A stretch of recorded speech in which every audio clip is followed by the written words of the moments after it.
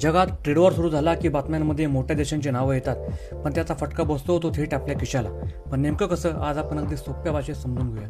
नमस्कार, तुम्ही पाहताय मराठी चौक, विशेष विषय चौकातला. ट्रेड वॉर म्हणजे काय? ट्रेड वॉर म्हणजे दोन देश एकमेकांवर आयात कर वाढवतात.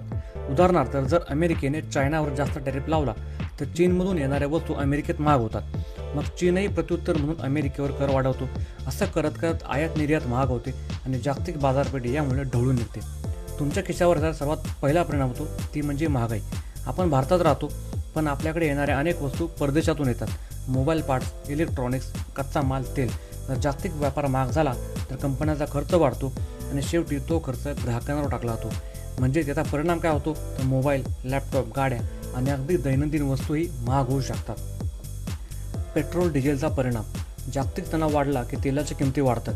उदाहरणार्थ, जर रशिया किंवा मध्यपूर्व देशांमध्ये तणाव वाढला तर कच्च्या तेलाचा दर वाढतो.